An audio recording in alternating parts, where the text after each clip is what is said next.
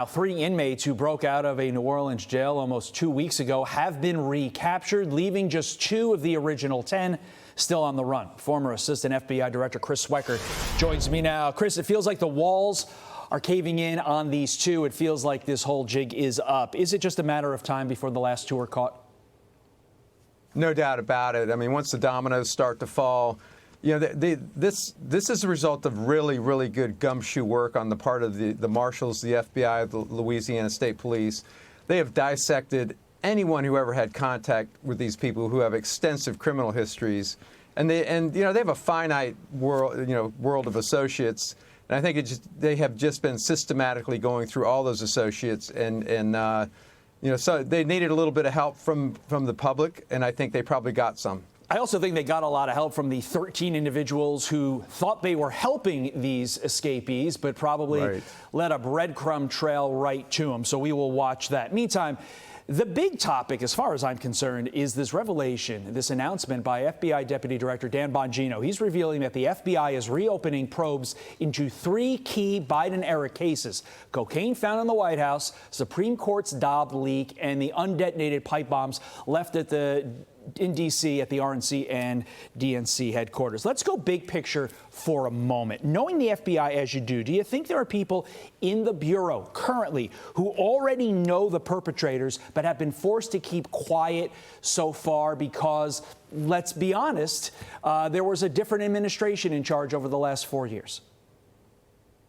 Yeah, I think this is a broader move towards transparency, which I welcome. I mean, I have been, and this is not something that FBI agents like to do, but I've been critical of my former agency, and I think that the sunlight and transparency is critically important, and it's because they've been using the criminal justice system and investigations to achieve political goals, political ends. And we cannot have that. I mean, I was with some FBI agents. I spoke to a huge group of agents down in Tampa last week, and almost universally they condemn this type, the type of investigations that the Bureau conducted over the last 8 years or so as blatantly political. So do I think that someone actually knows who conducted the leak? I don't know if they know, because I don't think they really scorched the earth like they did in other investigations to figure out who did it. I mean, it was hands off the justices themselves. They were special. They didn't get interviewed. I don't think anyone got polygraphed. I think their devices were not exploited forensically. So, they interviewed 127 people. In any competent investigation, you interviewed that many people, you're going to shake something loose. And by the way, the FBI didn't conduct the SCOTUS investigation, the leak investigation. Okay, so you jumped off on Dobbs. You took one of my 3 questions. Thanks for helping me out. As for the cocaine, what happens if we do identify the owner? What consequences attach if we say, hey, it's XYZ whose cocaine it was? Well, I mean, it's a violation of our federal narcotics laws, and smuggling any kind of foreign substance into the White House is of concern. It could be ricin, it could be anthrax, it could be anything. It could be a weapon.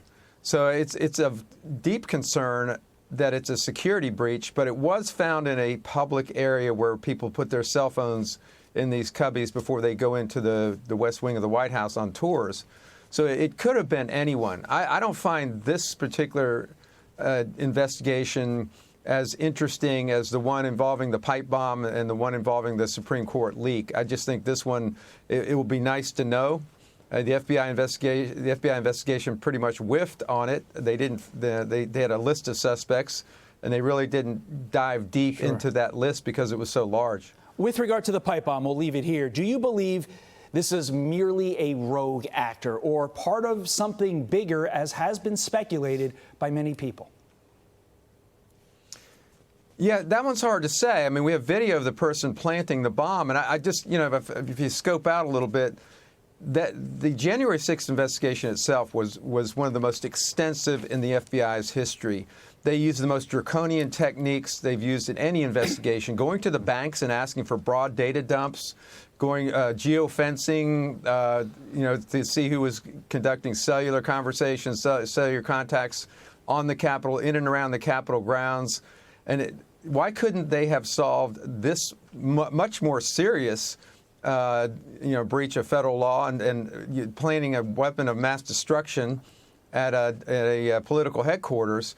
I just don't get this part of it. I mean, they literally scorched the earth finding the slightest trespasser, and yet somebody plants a bomb and they can't get to the bottom of that.